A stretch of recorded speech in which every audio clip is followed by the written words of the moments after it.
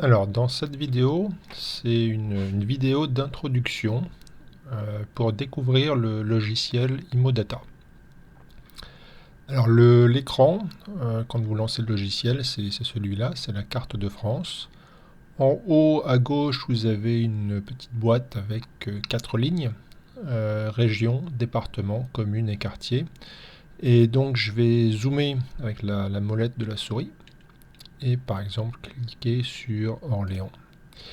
Et donc là, dans la boîte, les informations se sont mises à jour. Donc la région, c'est la région Centre-Val de Loire. Le département, c'est le Loiret. La commune Orléans. Et le quartier dans Orléans, c'est le quartier Saint-Laurent-Sanitas. Et quand j'ai cliqué, il y a une petite boîte qui est apparue aussi, nouvelle recherche. Donc je vais cliquer dessus. Et là, j'ai mon écran de recherche. Et donc, par exemple, je vais regarder dans un rayon, je vais choisir 20 km. Hop, voilà. Donc 20 km autour de ce quartier, je lance la recherche et je trouve 136 résultats. Donc 136 résultats, ça veut dire 136 quartiers. Donc les quartiers sont là. Un quartier, c'est défini par l'IRIS. L'INSEE, est défini par l'INSEE. Et ils appellent ça une zone IRIS. Et donc une zone IRIS, si c'est une petite commune, donc là par exemple Ardon est une commune donc, qui est dans ce rayon de 20 km, et un seul quartier, donc qui s'appelle aussi Ardon. Et par contre, si c'est une grosse commune comme Orléans, là j'ai plusieurs quartiers. Donc voilà, si je veux voir à quoi correspond par exemple le quartier activité de Orléans, je clique sur la petite flèche, ça ouvre une page web, et donc là j'ai un logiciel qui utilise les données de l'INSEE. Je peux dézoomer, voilà, je suis dans Orléans, et le quartier qui s'appelle activité. Nom de la Maïris et nom du quartier dans Imodata, c'est la même chose.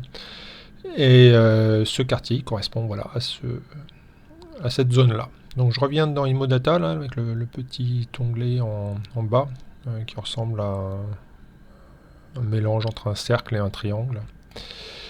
Et donc c'est intéressant, mais c'est pas très intéressant. Donc je vais fermer et je vais regarder. Je vais sélectionner l'onglet Emploi. Cliquer sur la boîte à côté de pourcentage étudiant et sélectionner 20%. Donc là, je peux choisir inférieur à 20%, mais ce qui m'intéresse, c'est les quartiers dans lesquels il y a plus de 20% d'étudiants. Donc je reclique, et donc là, je reviens sur Général, je lance la recherche, et j'avais 136 résultats. Maintenant, j'en ai plus que 7, ce qui veut dire qu'il y a uniquement 7 quartiers sur les 136 qui a un pourcentage d'étudiants supérieur à 20%. Donc voilà les 6 quartiers. Ces données, vous pouvez vous demander d'où ça sort, c'est les données de l'INSEE toujours, et c'est le recensement de 2017 qui sont les informations les plus à jour. Et donc celui qui est intéressant, si effectivement je suis en train d'étudier un projet immobilier dans lequel je veux créer, je sais pas, une colocation pour étudiants, il y en a quelques-uns. Il y a peut-être les 3 derniers. Là, je peux les mettre en premier. Donc, je sors, je trie les résultats du plus grand au plus petit. Et donc, le quartier qui m'intéresse le plus, c'est le quartier université. Encore une fois, je clique, je regarde la carte. Et je m'aperçois effectivement, voilà, il y a l'université d'Orléans qui est au milieu, il y a tous les bâtiments de l'université. Il y a un IUT, un institut universitaire de technologie. Qu'est-ce qu'il y a d'autre? Il y a une école de kiné.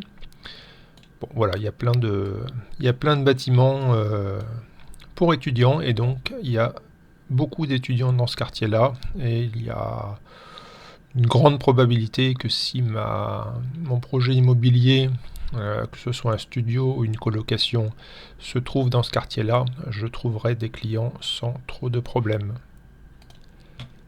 Voilà pour